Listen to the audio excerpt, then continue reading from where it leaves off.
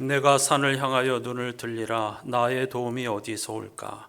나의 도움은 천지를 지으신 여호와에게서로다. 여호와께서 너를 지켜 모든 환난을 면하게 하시며 또 내 영혼을 지키시리로다. 여호와께서 너의 출입을 지금부터 영원까지 지키시리로다. 아멘.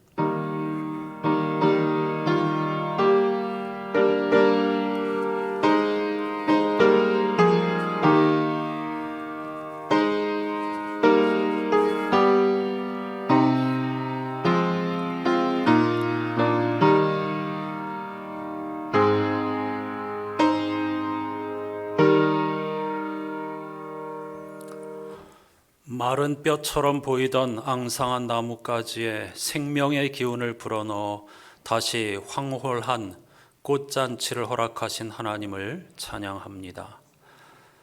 사람들은 꽃을 보고 감탄하지만 오늘 우리는 그것을 창조하신 하나님을 찬양합니다. 꽃을 보는 데서 머무는 것이 아니라 거기서 생명의 능력을 보듯 인간은 영과 육이 신비한 방식으로 결합된 당신의 작품임을 보게 해 주소서. 신실하고 간절한 마음으로 구원을 갈망하는 모든 예배자들의 영혼에 생명의 기운이 활짝 꽃피게 해 주소서. 예수 그리스도의 이름으로 간절히 기원하옵나이다. 아멘.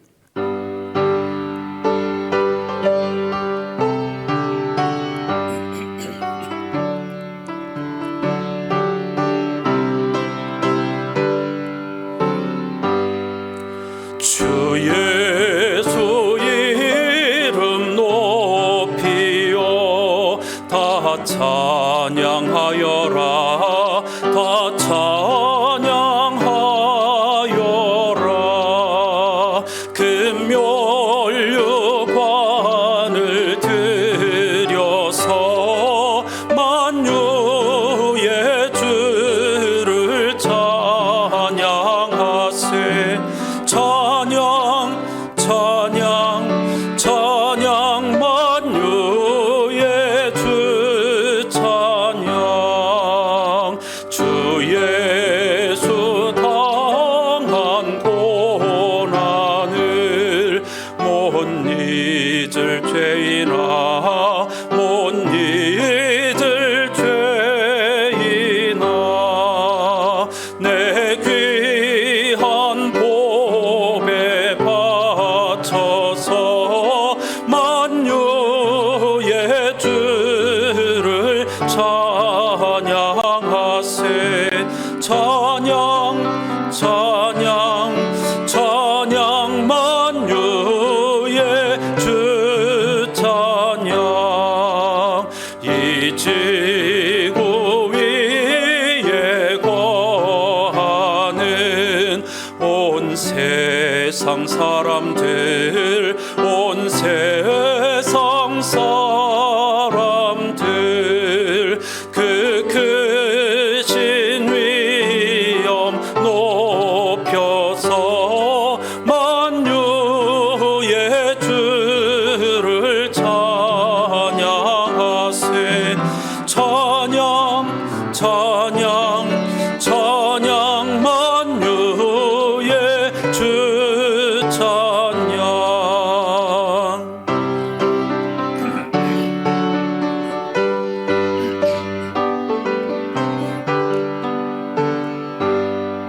주 믿는 성도 다 함께 주 앞에 엎드려 주 앞에 엎드려 무궁한 노래 불러서 만유의 주를 찬양하세. 찬양 찬양 찬양 만유의 주 찬양.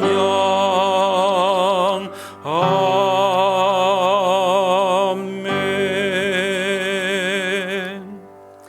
자리에 앉으셔서 오늘 예배의 주제를 따른 공동기도를 함께 하시겠습니다. 홀로 한 분이신 하나님, 지난 한 주간도 우리는 창조의 신비와 능력 가운데서 살았습니다. 1억 5천만 킬로미터 떨어진 태양에서 초속 30만 킬로미터 속도로 9분에 걸쳐 날아온 햇빛과 우주 가운데 지구에만 풍성한 물과 숨을 쉴 수 있는 공기와 당신의 영을 닮은 바람은 모두 특별한 선물이었습니다. 하지만 우리가 만든 세상은 거칠고 무기력하며 때로는 영악하고 무지합니다. 공허한 일에 열광하거나 낙심하기도 했고 영적 풍요 대신 생산과 소비의 악순환에 빠지기도 했습니다. 믿음으로 산다는 우리 역시 그런 흐름에서 벗어나지 못할 때가 많았습니다. 마른 뼈와 같은 우리를 불쌍히 여겨주시고 부활의 능력으로 다시 살게 해 주소서. 우리 주 예수 그리스도의 이름으로 기도드립니다. 아멘. 사순절을 보내면서 우리는 예수께서 왜 사람이 되실 수밖에 없었고 십자가에서 비극적인 최후를 맞이할 수밖에 없었는가를 절감합니다. 그 어느 때보다도 마른 뼈와 같은 우리 인류, 우리 자신의 모습을 회개하면서 침묵으로 하나님의 자비와 긍휼을 구하십시다.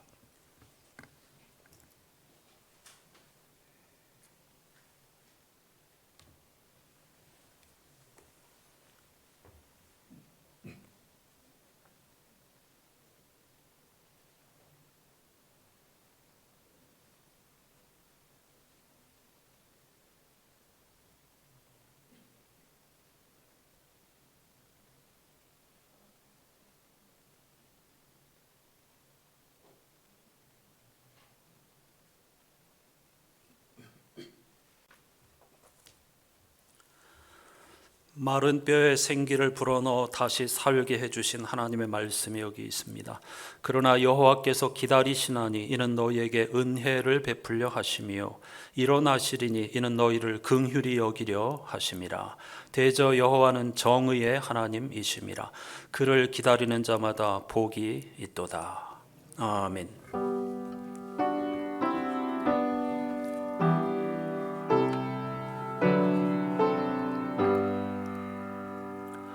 그리스도인들이 믿는 도리를 화면을 보시면서 사도신경으로 함께 고백합니다.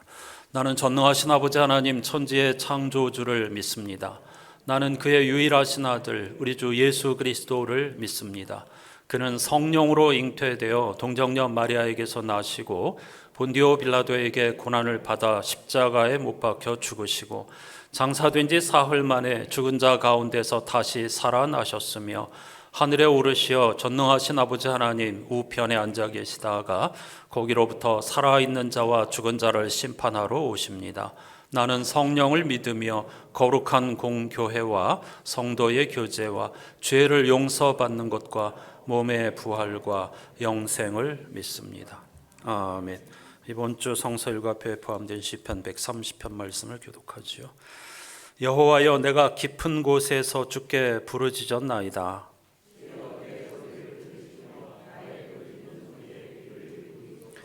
여호와여, 주께서 죄악을 지켜보실진대 주여 누가 서리이까?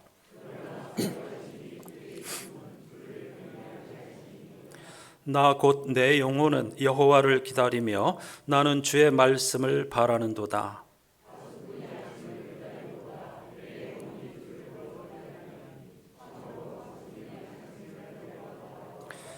이스라엘아, 여호와를 바랄지어다. 여호와께서는 인자하심과 풍성한 속량이 있음이라. 아멘.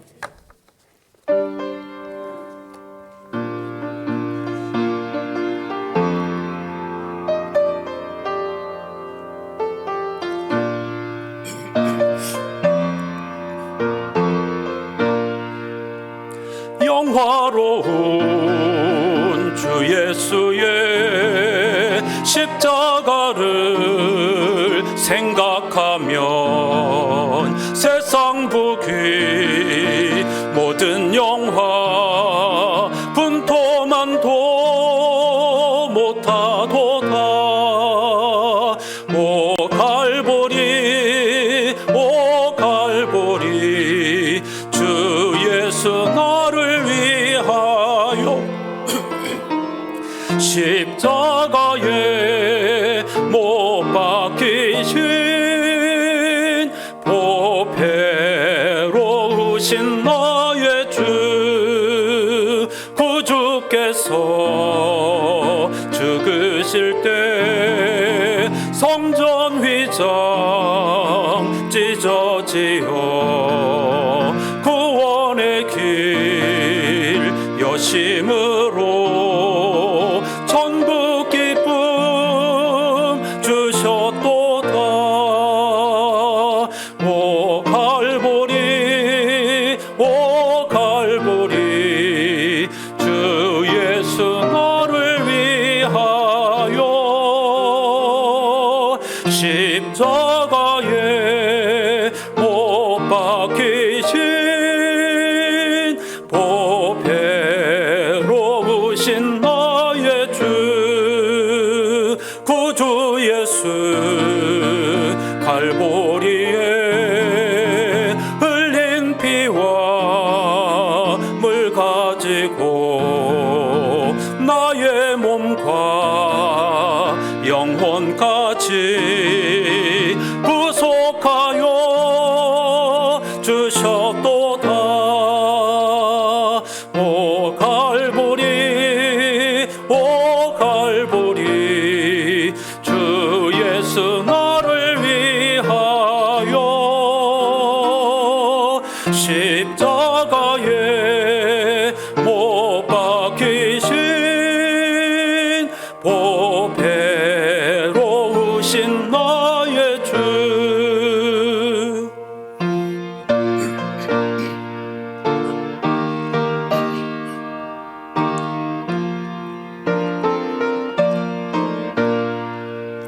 구주 예수 나를 위해 십자가에 죽었으니 그 사랑에 감격하여 이 몸 주께 드립니다.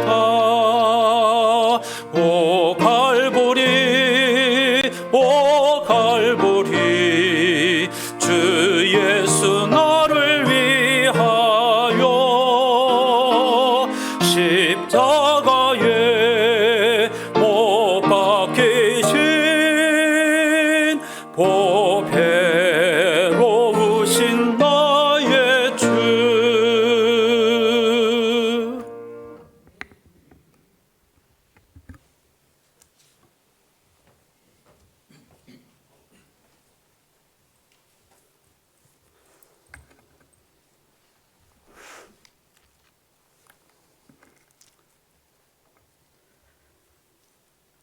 꿀 같은 단비를 허락하셔서 파릇파릇 새싹이 돋아나고 울긋불긋 이곳저곳에서 아름다운 꽃들이 활짝 피는 계절이 돌아왔습니다.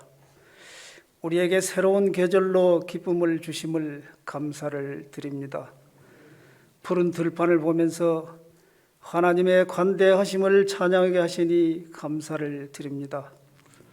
주님의 순환으로 인해 우리가 새 생명을 얻게 하심을 진심으로 다시 한번 감사를 드립니다. 주님께서 고난의 선잔을 받지 않으셨더라면 저희들은 여전히 죄의 종노릇하면서 마귀의 자식으로 살았을 것입니다. 하지만 저희 대신 주님이 질고를 지시고 징벌을 받으시고 찔림과 상함을 받으셨기에 오늘 우리가 나음을 입었고 제사함을 받고 구원을 소유한 축복된 자녀로 살게 되었음을 믿습니다.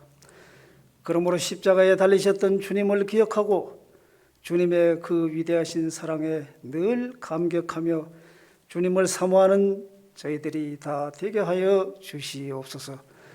거룩하신 하나님 아버지, 이 시간도 우리 속에 있는 죄악의 쓴뿌리들을 제거시켜 주시고 주님을 위해 아낌없이 향유를 부은 마리아처럼 온 마음을 다해 주님을 찬양하는 저희들이 다 되게 하여 주시옵소서. 또한 입술로 다른 일을 정죄하지 않게 도와주시고 마음으로 다른 일을 미워하지 아니하도록 주님께서 친히 저희들을 붙들어 주시기를 간절히 간구합니다. 우리의 입술이 하나님의 거룩한 영으로 사로잡히게 하시고 우리가 무릎으로 기도하며 주님께 더 가까이 나아갈 수 있도록 우리 모두를 축복하여 주시옵소서.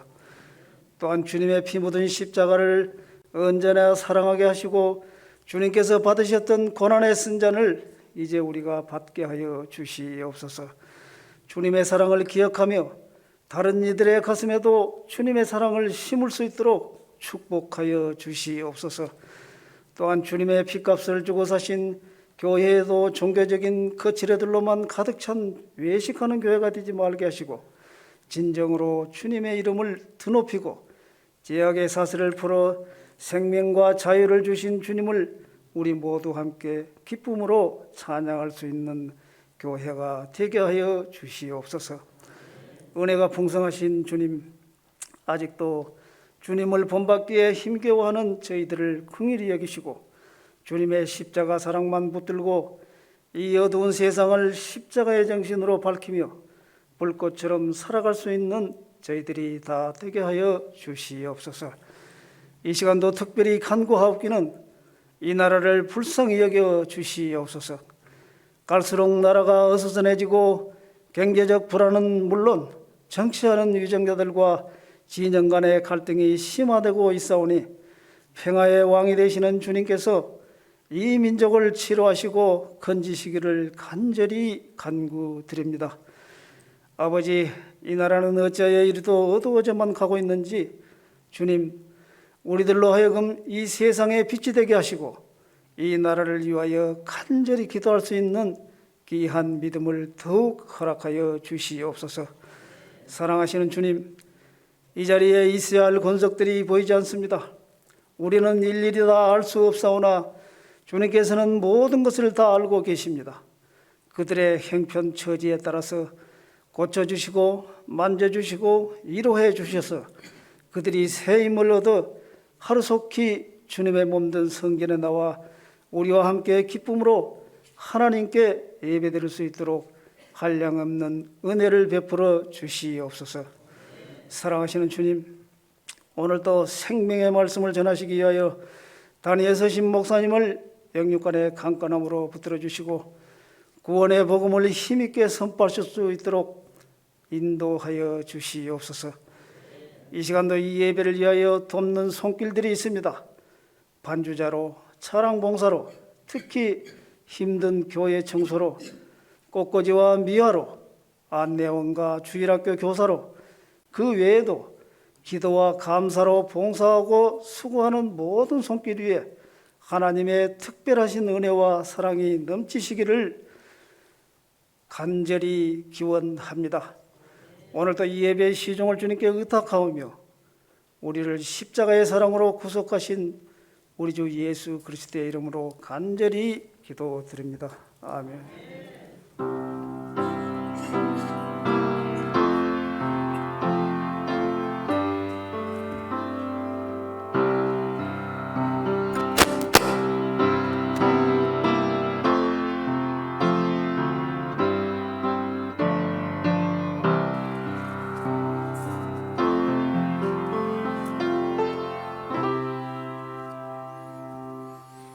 모두 자리에서 일어나셔서 오늘 우리에게 주시는 하나님의 말씀을 경청하겠습니다.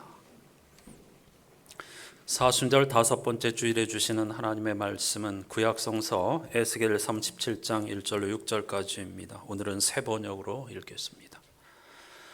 주님께서 권능으로 나를 사로잡으셨다. 주님의 영이 나를 데리고 나가서 골짜기 한가운데 나를 내려놓으셨다. 그런데 그곳에는 뼈들이 가득히 있었다. 그가 나를 데리고 그 뼈들이 널려있는 사방으로 다니게 하셨다. 그 골짜기의 바닥에 뼈가 대단히 많았다. 보니 그것들은 아주 말라 있었다. 그가 내게 물으셨다. 사람아, 이 뼈들이 살아날 수 있겠느냐? 내가 대답하였다. 주 하나님, 주님께서는 아십니다. 그가 내게 말씀하셨다. 너는 이 뼈들에게 대언하여라. 너는 그것들에게 전하여라. 너희 마른 뼈들아, 너희는 나 주의 말을 들어라. 나 주 하나님이 뼈들에게 말한다. 내가 너희 속에 생기를 불어넣어 너희가 다시 살아나게 하겠다. 내가 너희에게 힘줄이 뻗치게 하고 또 너희에게 살을 입히고 또 너희를 살갗으로 덮고 너희 속에 생기를 불어넣어 너희가 다시 살아나게 하겠다. 그때야 비로소 너희는 내가 주인 줄 알게 될 것이다. 아멘. 자리에 앉으시기 바랍니다. 오늘 영상으로 함께할 찬송은 빈들의 마른 풀같이 183장인데요. 지금 읽은 에스겔서 마른 뼈들의 이야기를 생각하면서 이 찬양을 함께 하십시다.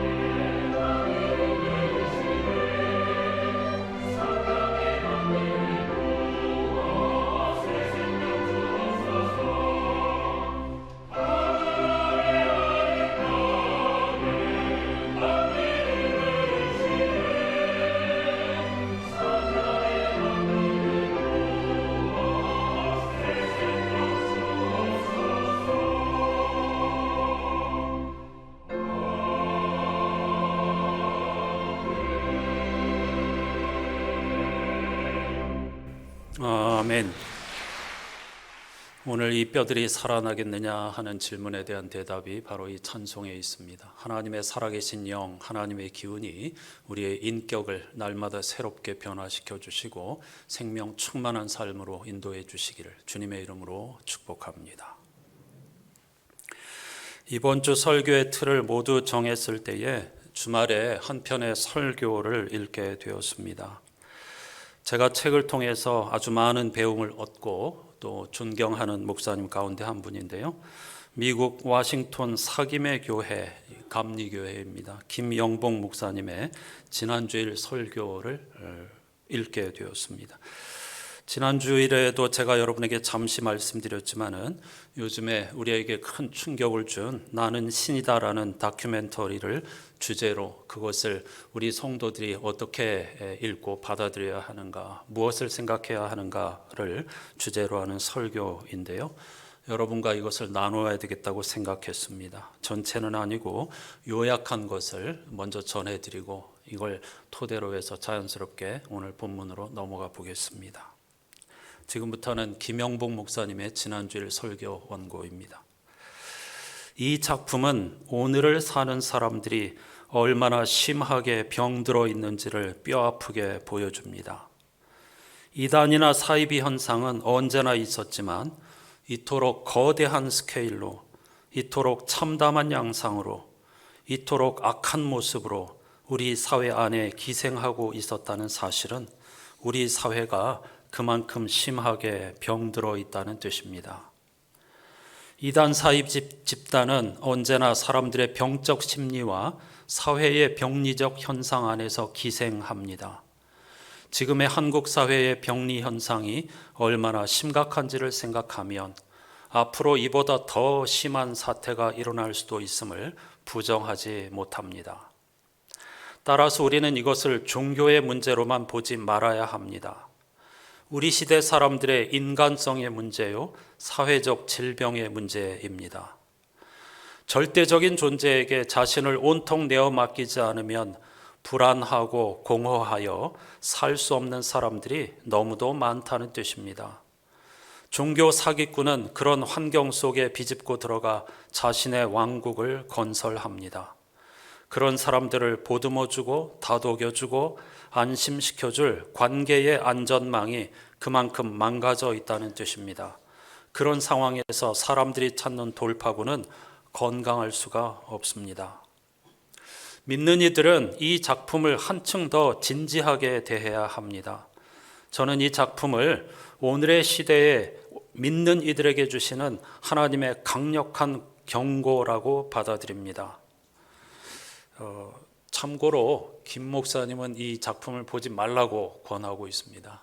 너무 영혼의 상처를 주기 때문에 보지 않는 것이 좋겠다 이렇게 권고하고 있고, 이 김 목사님도 처음에 그것을 시청한 지 얼마 되지 않아서 첫 번째 회를 보다가 도저히 볼 수 없어서 꺼버렸는데, 목회자의 책임을 감당하기 위해서 그걸 봐야 되겠다 하는 그런 결심으로 여러 회에 걸쳐서 나누어서 보고 그 후유증을 상당히 심하게 알았다 이렇게 고백을 하고 있습니다.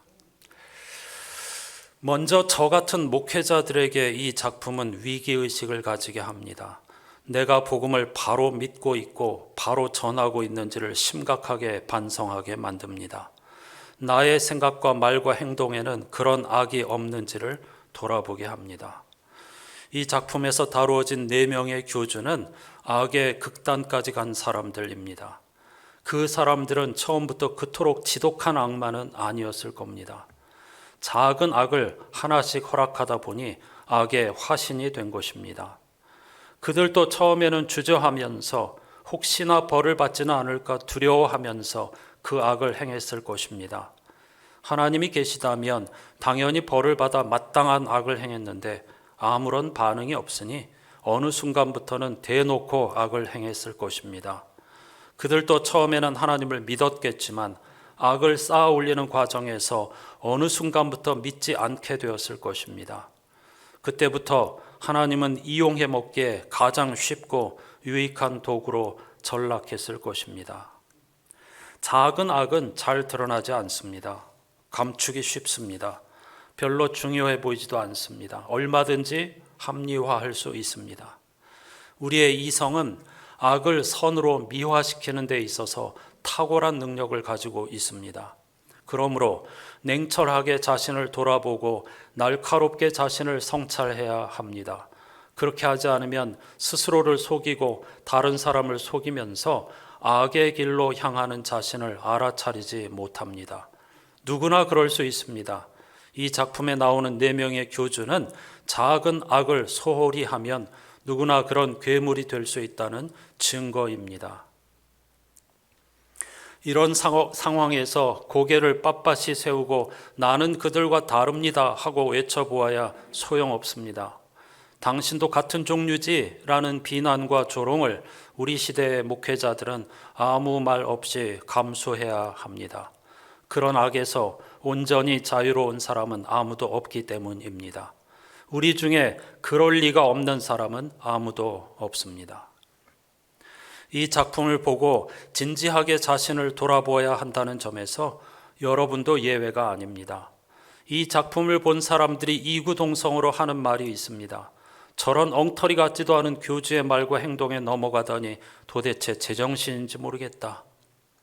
그 말의 배후에는 나는 그 사람들처럼 어리석지 않다는 생각이 깔려 있습니다.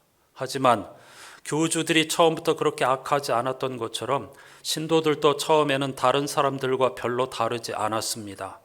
다만 절박하게 찾고 바라는 무엇인가를 얻을 수 있다는 기대감에 혹시나 하면서 작은 어리석음을 하나씩 허용했을 뿐입니다.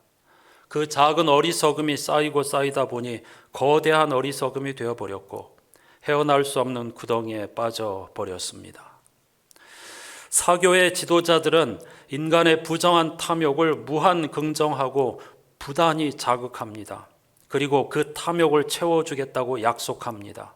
그 과정에서 온갖 사수를 동원합니다. 탐욕에 사로잡히면 판단이 마비됩니다.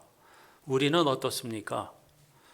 예배의 자리에 모인 사람들 중에 하나님의 능력으로 이기적이고 현세적인 욕망을 채우기 바라는 사람들이 더 많은 것 아닙니까?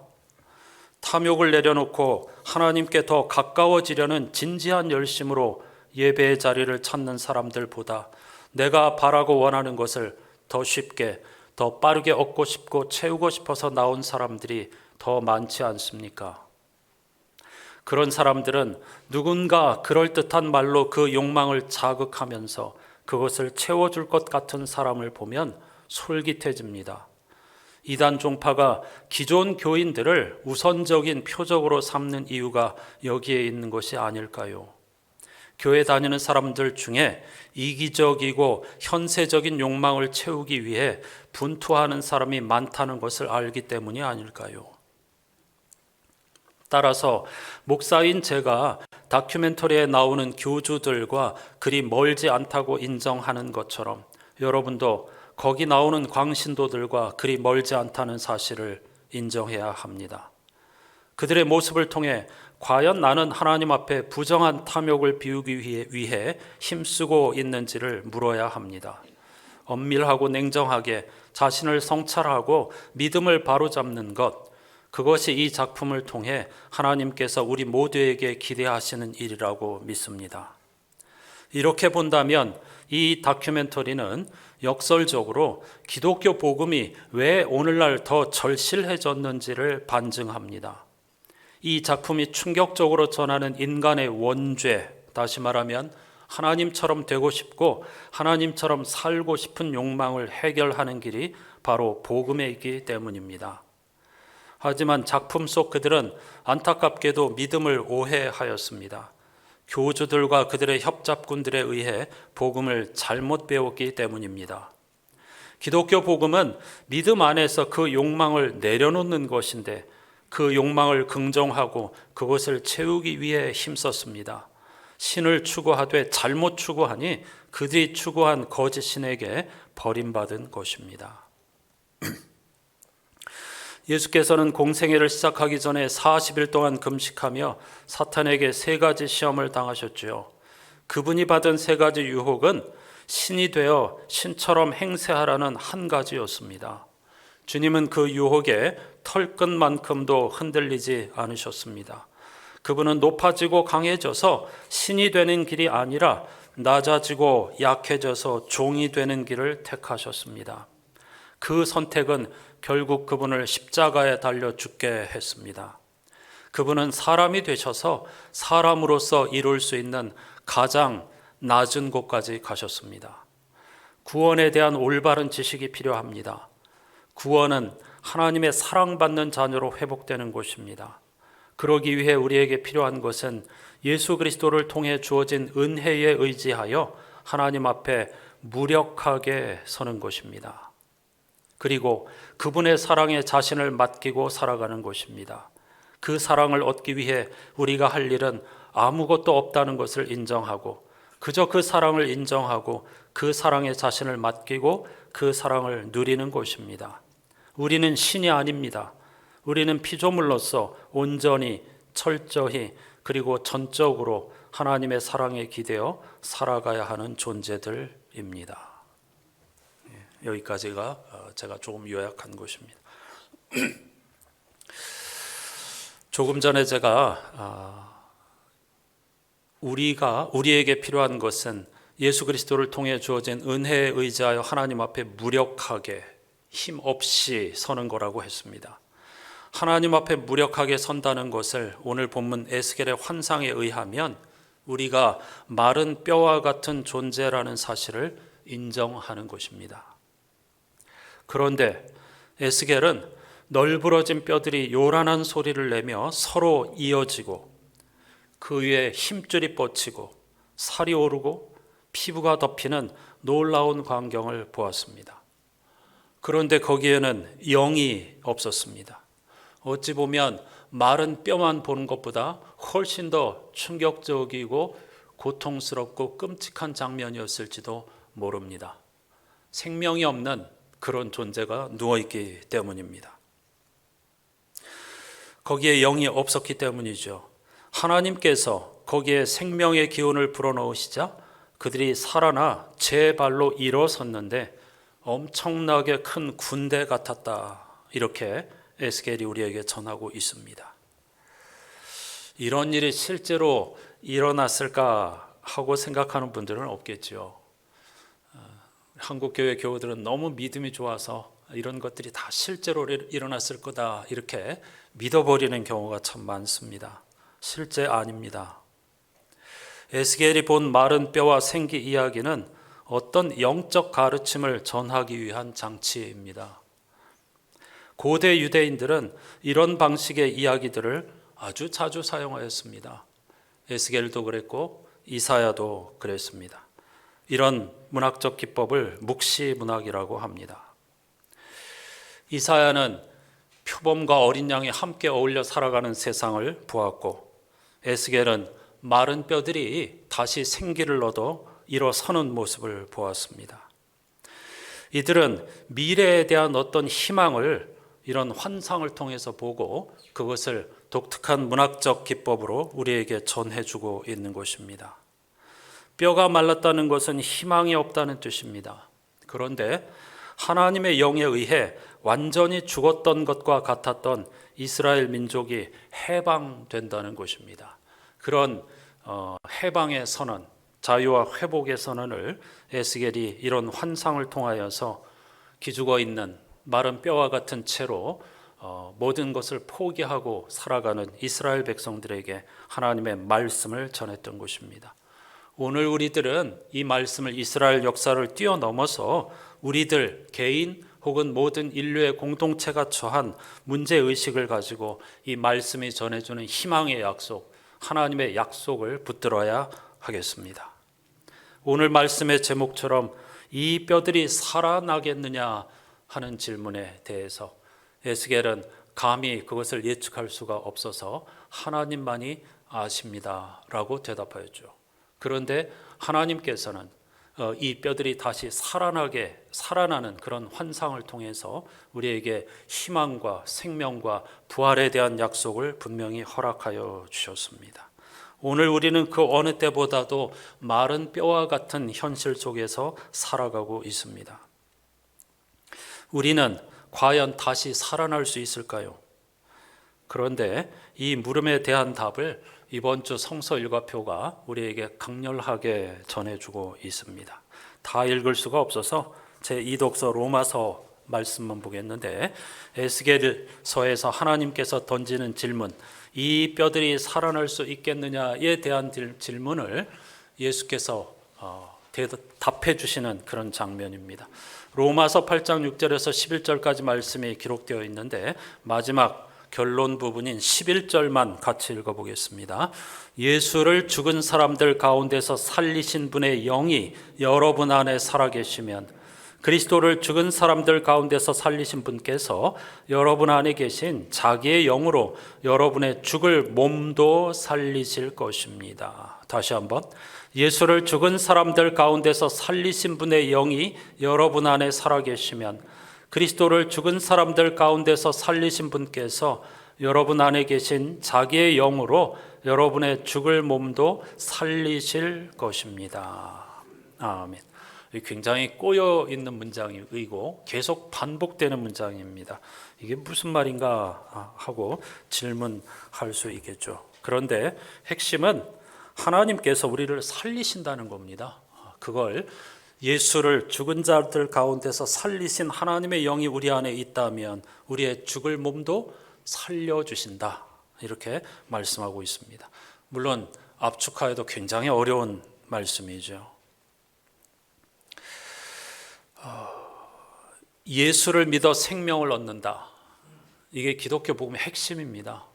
이 11절 안에 모든 것이 다 담겨 있습니다.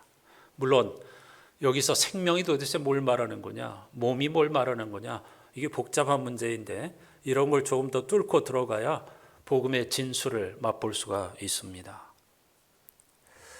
11절, 예수를 죽은 자 가운데서 살리신 이라는 표현을 반복하고 있습니다. 이게 굉장히 바울에게 있어서 중요하다는 뜻이죠. 결정적이라는 뜻입니다. 그래서 요약하면 예수를 살리신 하나님이 우리도 살리신다는 것입니다. 그런데 사람은 모두 죽습니다. 우리 모두 얼마 남지 않았겠죠. 인간은 죽을 수밖에 없습니다. 죽지 않으면 인간이 아니죠. 그건 창조의 질서를 거스르는 것이고 있을 수 없는 일입니다. 그걸 생각하면 어떤 면에서 지금 우리가 살려고 아둥바둥하는 모든 것이 부질없어 보일 때도 있습니다. 이런 상황에서 사람들은 보통 두 가지 중에 하나를 선택합니다.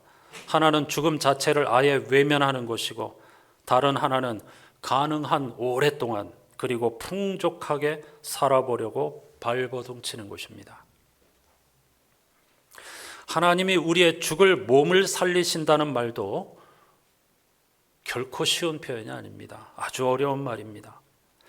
영을 살리신다 하면 그건 우리 기독교 신자니까 하나님께서 우리의 영을 살리신다 그러면 수긍할 수 있겠는데, 몸까지 살리신다, 상식에 어긋나는 일이 아닙니까? 사람이 죽으면 그의 몸은 썩기 시작합니다. 이런 육체를 하나님께서 다시 살리신다는 말은 마술 세계에서나 일어날 법하지 현실 세계에서는 동떨어져 보입니다. 하지만 사람들은 이런 문제를 해결하기 위해서 고대로부터 아주 애를 썼습니다. 특히 헬라 사람들은 철학을 통해 이런 문제를 영육 이원론으로 해결했습니다. 인간의 육체는 사라지지만 영은 영원 불변하다는 것입니다. 플라톤이 대표적인 철학자인데요. 인간의 영은 이데아라는 것으로부터 이 세상에 와서 육체라고 하는 감옥에 갇혀 지내다가 육체로부터 해방받는 죽음을 통해 다시 이데아의 세계로 돌아간다는 것이 플라톤의 사상이었습니다. 이게 왜 중요하냐면 신약성서 초기 그리스도인 신학자들이 예수 그리스도의 복음을, 천국과 구원, 이런 문제를 설명하기 위해서 이 플라톤의 철학을 빌려왔기 때문입니다. 그래서 이것을 알아야만 합니다. 그런데 이것이 정답이 아니라는 거죠. 기독교는 인간의 영과 육이 완전히 분리될 수 있다고 생각하지 않습니다. 몸이 없으면 사람이 아닙니다. 괴물이겠죠. 물론 영이 없어도 사람이 아닙니다. 그래서 바울이 말하는 몸은 단순히 육체를 가리키는 게 아니라 우리의 고유한 인격을 가리키는 표현입니다. 오늘 이 독서 6절에 보면 육신이라는 표현이 있고, 지금 말씀드린 마지막 11절에 보면 몸이라는 단어가 있습니다. 이 육신이라는 단어와 몸이라는 단어는 다른 것입니다. 육신은 단백질 덩어리로 이루어진 우리의 이 살덩어리를 말하는 것이고, 몸은 우리의 인격을 말하는 것입니다. 육신을 다시 살리신다는 것이 아닙니다. 이 부분을 잘 아셔야 합니다. 만일 우리가 그걸 믿는다면 지금도 과거처럼 화장하지 않겠죠. 이 단백질 덩어리로 된 육신을 다시 살려주신다는 약속이 아닙니다. 현실에서 우리의 인격을 새로운 존재로 만들어주신다는 것입니다. 비교가 안 되는 말씀입니다.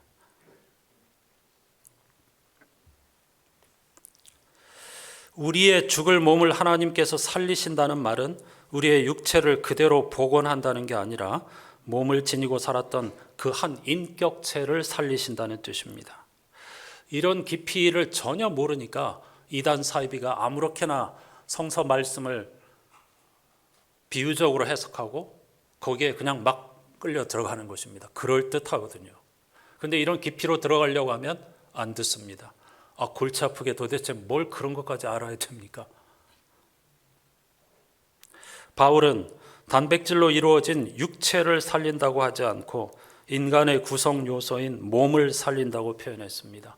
제가 말씀드릴 필요는 없지만 단어가 다릅니다. 헬라어로. 이 몸이라고 하는 것은 영과 결합하여 온전하고 구체적이고 유일회적인 바로 그 한 인간을 인간되게 하는 구성 요소입니다. 신비로운 것이죠. 그러므로 인간은 영혼과 몸이 또 육체가 신비한 방식으로 하나로 결합된 하나님의 걸작품입니다. 바울은 결코 인간의 육체와 영을 이분법적으로 구별하지 않습니다. 우리가 그리스도 안에 있기만 하면 우리의 몸을 포함한 우리의 인격 전체가 새로워진다고 선언하고 있습니다. 그리스도 안에 있다는 말은 하나님의 창조와 구원과 생명과 사랑과 그분의 약속에 집중하며 살아간다는 뜻입니다. 한마디로 예수 그리스도가 선포하신 하나님의 나라와 그 약속을 우리 인생의 중심으로 삼는다는 뜻입니다. 먹지도 않고 마시지도 않는다는 뜻 아니라는 거 여러분 잘 아시죠? 똑같이 먹고 마시고 일하고 사랑하고 충만한 삶을 살아가지만 그러나 근본이 다른 것입니다. 이런 삶을 살아가는 사람들은 세상이 욕망하는 것처럼 무언가 그럴듯한 목표를 달성하지 못해도 아무 상관없습니다. 율법과 도덕으로 대표되는 모든 그럴듯한 성취는 예수 그리스도의 십자가를 통해서 이미 그 효력을 상실했습니다. 6절 말씀에 육신에 속한 생각은 죽음입니다. 이렇게 바울이 시작하고 있는데 많은 사람들이 이 부분도 오해합니다. 육신에 속한 생각은 비도덕적인 막 타락한 그런 삶을 말하는 것이 아닙니다. 바울이 여기서 말하는 육신에 속한 생각은 율법주의적인 삶을 말하는 것입니다. 자기 스스로의 성취를 통해서 구원을 얻겠다고 하는 그런 뜻인데 오늘날로 말하면 법치주의를 생각하시면 여러분 이해하시기가 쉬우실 것입니다. 법치주의를 부정할 수는 없습니다. 그러나 법치주의가 우리를 구원할 수 있습니까? 법치주의가 우리 사회를 치료하고 구원할 수 있다고 생각하십니까? 법치주의가 우리 민족을 살릴 수 있다고 생각하십니까? 선진국이 되게 할 수 있다고 생각하십니까? 지금 현 정부가 추구하는 통치 철학이 법치주의입니다. 그런데 현실은 어떤지 보시면 여러분이 금방 왜 바울이 이렇게 분노하고 있는지, 법치주의가 우리를 혹은 이 세상을 아름답게 사람들이 살만한 세상으로 결코 바꾸어 놓거나 생명지향의 세상으로 만들 수 없다는 것을 사도 바울은 절실히 깨달았기 때문에 조금 과격한 표현으로 심지어 그런 생각은, 그것이 가능하다고 하는 생각은 하나님을 대적하는, 하나님께 품는 적대감입니다. 이렇게 표현하고 있는 것입니다. 전혀 불가능한 일을 하려고 어리석은 일을 행하고 있다. 그런 바울의 탄식이라고 할 수가 있겠습니다. 예수 그리스도 안에서 시작된 새로운 생명의 세계에 마음을 두고 살아가는 사람은 몸과 영혼이 포함된 총체적인 구원이 일어납니다. 생명의 역사가 일어납니다. 그럼에도 불구하고 많은 사람들은 여전히 이 세계로 나오기를 거부합니다. 복음서 본문을 제가 잠깐 터치하고 마치겠습니다. 유명한 나사로가 죽었다가 다시 살아난 그런 본문입니다. 그런데 요한복음 기자는 의도적으로 예수께서 그의 몸이 완전히 부패하기 시작했을 때까지 가지 않으셨다고 보도하고 있습니다. 요한복음에는 7개의 기적이 있는데 모두 특대 과장형입니다. 물로 포도주를 만드셨을 때의 그 양은 어마어마한 양입니다. 예수께서 이 나사로를 살리신 것도 이미 완전히 부패가 된 상태, 그때 가셨다고 요한복음 기자가 의도적으로 기록하고 있습니다. 7가지의 모든 기적이 이렇게 다 과대 포장같이 보여줍니다. 그런데 왜 그런가? 그것은 하나님의 창조의 능력이 인간의 생각, 인간의 인식 능력, 사고 능력과 비교할 수 없는 것이라는 사실을 강조하기 위해서 요한복음 기자가 의도적으로 그렇게 하는 것입니다. 하나님은 우리의 틀에 갇혀 계신 분이 아니다. 우리의 생각과 우리의 지혜, 우리 구원에 대한 우리의 노력, 이런 모든 것을 완전히 초월하시는 분이라는 사실을 가르쳐 주기 위해서 거대한 장치를 동원하여서 예수 그리스도의 기적을 우리에게 전달하여 주고 있습니다. 이런 기적은 지금도 우리의 삶의 주변에서 날마다 펼쳐지고 있습니다. 다만 우리가 보지 못할 뿐이죠. 여러분, 마른 뼈와 같이 보였던 앙상한 나뭇가지에 금년 봄에도 하나님의 기운이 닿자 꽃이 피고 새순이 돋고 잎이 솟아났습니다. 그런데 그것은 일종의 손가락입니다. 그것이 가리키는 것은 창조주 하나님의 생명의 능력, 부활의 능력입니다. 그분의 기운이 닿는 곳마다 생명의 역사가 일어납니다.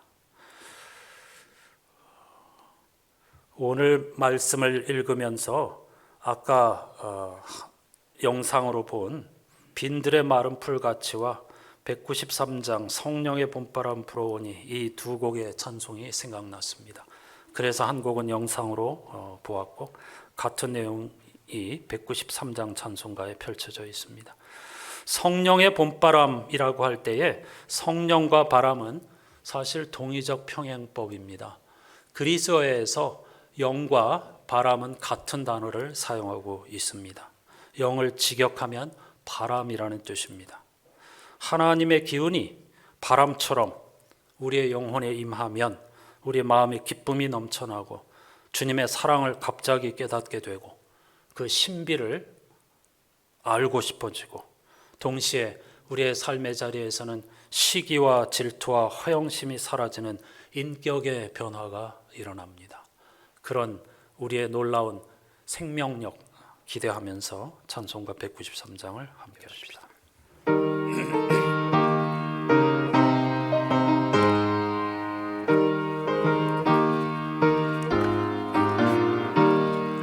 성령의 봄바람 불어오니 믿음의 새싹이 움터오고 성령의 단비로 흡족하니 메마른 영혼을 적셔주네. 불같은 성령이 마시니 마음의 기쁨 넘쳐나. 다시 한번 성령의 봄바람 불어오니 믿음의 새싹이 움터오고 성령의 단비로 흡족하니 메마른 영혼을 적셔주네. 불같은 성령이 마시니 마음의 기쁨 넘쳐나네. 성령의 생수를 마시는 자 갈급한 심령이 해갈되고 성령의 충만함 받은 자는 마음의 평안을 누리겠네. 성령의 감동 받은 자는 주님의 사랑 깨닫겠네.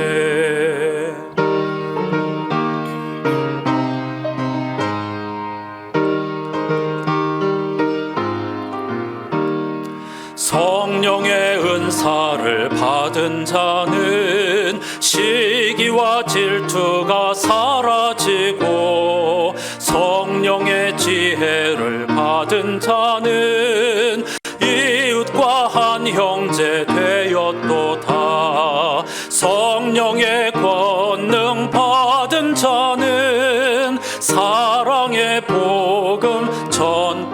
3절 다시. 성령의 은사를 받은 자는 시기와 질투가 사라지고 성령의 지혜를 받은 자는 이웃과 한 형제 되었도다.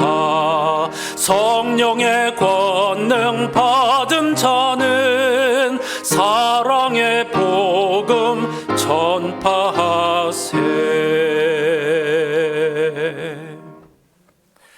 우리는 하나님의 영으로 이미 구원받고 새로운 피조물이 된 사람들입니다. 그러나 아직 완성은 아니지요. 계속해서 하나님의 영, 하나님의 생명의 기운에 의해서 우리 몸이 다시 살아나는, 즉 인격과 우리 인생 자체가 날마다 새로워지는 그런 삶을 살게 해 주십시오. 특히 거짓된 믿음과 복음에 빠져서 영혼을 망가뜨린 분들을 불쌍히 여겨주시고 구원해 주십시오. 다 같이 짧은 시간이지만 간절한 마음으로 기도하십시다.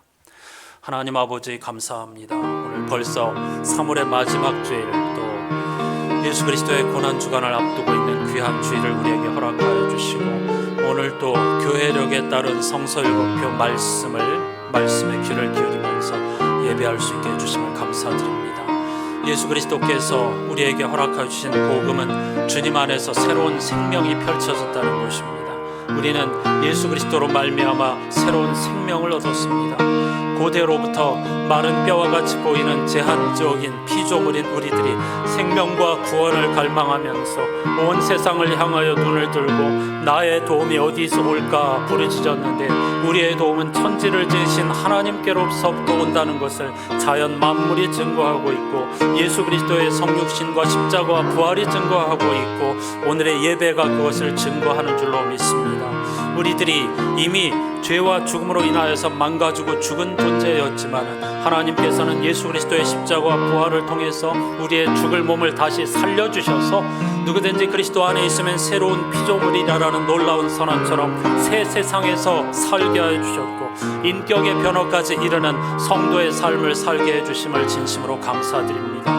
예수 그리스도의 생명은 이 세상이 보여주는 것과 비교할 수 없으며 인간이 만들어낼 수 있는 것과 도저히 비교할 수 없고 흉내도 낼 수 없는 것입니다. 오직 우리가 은혜로 그것을 받아들일 때에 놀라운 은총과 생명 충만을 경험하게 될 줄로 믿습니다. 일상 가운데서 부활의 능력과 생명의 신비를 경험하면서 이 세상 만물들이 가리키는 창조주 하나님의 사랑의 능력에 집중하게 도와주시고, 예수 그리스도께서 약속하신 하나님의 나라에 집중하는 삶을 살아가 풍성과 자유와 기쁨을 누리는 우리의 인생이 되게 해 주시옵소서.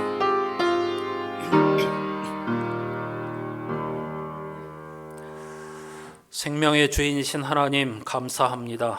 다시 한번 만물이 소생하는 이 계절에 이러한 생명 충만을 통해서 그것을 이끌어 가시는 하나님을 보게 하여 주심을 진심으로 감사드립니다. 사람은 생명을 창조할 수 없습니다. 그 어떤 방법, 그 어떤 흉내를 내어도 생명 근처에도 갈 수가 없습니다. 율법으로도 생명을 얻을 수가 없습니다. 법치주의는 사람을 죽일 뿐, 편가르기를 할 뿐, 점점 우리가 죄인이라는 사실을 드러낼 뿐 결코 우리를 평화로운 세상, 구원의 세상으로 인도할 수가 없습니다. 그런 면에서 우리의 도움은 천지를 지으신 하나님 한 분께로서만 온다는 고백은 진리 중에 진리가 아닐 수 없습니다. 오늘날 우리는 마른 뼈가 널브러진 것과 같은 처참한 현실을 목도하고 있습니다. 아니, 우리들도 이미 구원받았지만 때때로 마른 뼈와 같은 우리의 정체성 앞에서 절망하곤 합니다. 그러나 그것은 우리의 정답이 아닙니다. 이미 예수 그리스도께서 약속하신 종말로부터 다가온 생명이 우리에게 날마다 새로운 기운을 불어넣고 있다는 사실을 경험하게 해 주시옵소서. 하나님의 영이 우리 안에 있으면 우리의 죽을 몸도 우리의 인격도 변화시킨다는 사실에 마음과 영혼을 집중하게 해 주시옵소서. 수많은 세월 동안 예배드리며 신앙생활하여 왔는데 우리의 인격의 변화조차도 경험하지 못한다면 천지를 지으신 하나님을 아직 뵙지 못하지 않았기 때문이 아니겠습니까? 간절히 기도하오니 이번 주 성서일과표에 주어진 말씀들을 통해서 전능하신 창조주 하나님의 영이, 그분의 생명의 기운이 날마다 순간마다 우리의 영혼을 사로잡아 정말로 주님의 높고 위대하심을 찬송하면서 인격의 변화를 경험하면서 주님을 닮아가는 아름답고 매력적인 성도의 삶을 살아가는 우리들이 되게 해 주시옵소서. 이단 사이비의 거짓된 가르침에 영혼을 팔아버린 분들이 너무나도 많습니다. 우리들도 잘못이 있습니다. 우리들이 빛과 소금의 사명을 제대로 감당하지 못했기 때문입니다. 목사인 저부터 회개하고 우리 모든 성도들, 한국의 교회와 교우들이 진정 참회하는 마음으로 하나님 앞에 엎드릴 때에 다시 회복의 은총이 시작되게 될 줄로 믿습니다. 마른 뼈들이 살아날 수 있겠느냐? 아멘. 하나님의 영이 함께 하시면 살아날 수 있게 될 줄로 믿습니다. 이번 한 주간 동안에도 태아를 잉태하면서 조심스러운 마음으로 하나님의 은총을 갈망하는 우리 모든 산모들에게 주님의 구원이 임하게 하여 주옵소서. 암을 비롯한 여러 가지 어려운 질병으로 투병하며 검사 중에 있는 분들에게 주님의 은총과 놀라운 능력이 임하게 해 주시옵소서. 예수 그리스도의 이름으로 간절히 기도하옵나이다. 아멘.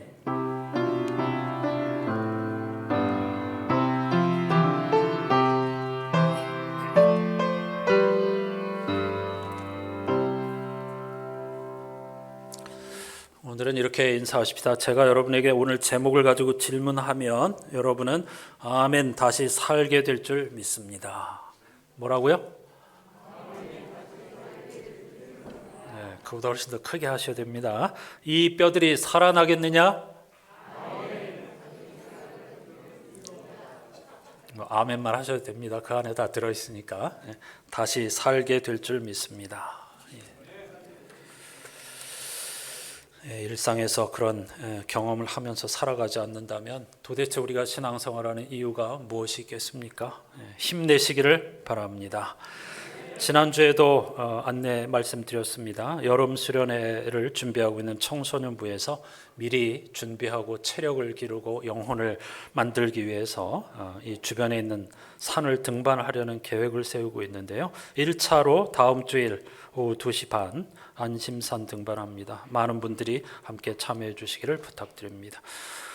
오늘 예배 후에 본당 바닥재와 의자 교체를 위해서 이 본당을 정리하는 시간을 갖겠습니다. 여러분들의 협조가 필요합니다. 점심 식사도 제공한다고 합니다. 많은 분들이 함께 남으셔서 잘 정리하고 다음 주일에는 부활절을 앞두고 새 마음 새 영 새로운 환경에서 예배할 수 있게 되기를 바랍니다. 오늘 이 일을 해야 되기 때문에 당회도 다음 주일로 한 주간 연기하도록 하겠습니다.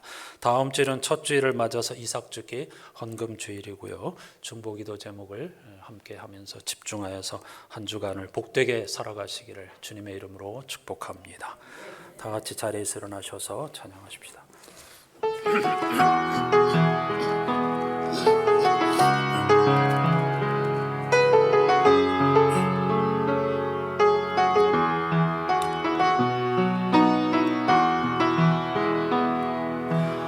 이 세상을 살아가는 동안에 나의 힘을 의지할 수 없으니 기도하고 낙심하지 말 것은 주께서 참 소망이 되심이라. 하나님의 꿈이 나의 비전이 되고 예수님의 성품이 나의 인격이 되고 성령님의 권능이 나의 능력이 되길 원하고 바라고 기도합니다. 주의 길을 걸어가는 동안에 세상의 것 의지할 수 없으니 감사하고 낙심하지 말 것은 주께서 참 기쁨이 되심이라. 이런 기쁨을 서로 전하면서 하나님의 꿈이 나의 비전이 되고 예수님의 성품이 나의 인격이 되고 성령님의 권능이 나의 능력이 되길 원하고 바라고 기도합니다. 원하고 바라고 기도합니다.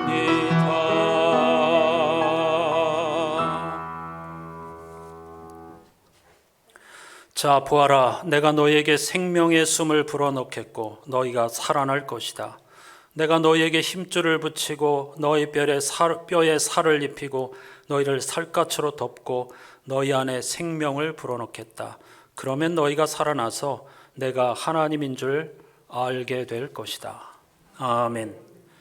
우리 구주 예수 그리스도의 은혜와 하나님 아버지의 사랑과 성령님의 말로 닿을 수 없는 탄식과 교제가 마른 뼈와 같았던 우리들을 예수 그리스도의 십자가와 부활로 다시 살려주시고 생명 충만하게 해주시고 죽어서 가는 천국이 아니라 여기서 인격의 변화로서 하나님의 좋으심을 향기처럼 퍼뜨리면서 이 봄꽃과 같은 삶을 살기로 다짐하는 모든 예배자들의 삶의 자리에 영원히 함께해 주시옵기를 간절히 축원하옵나이다.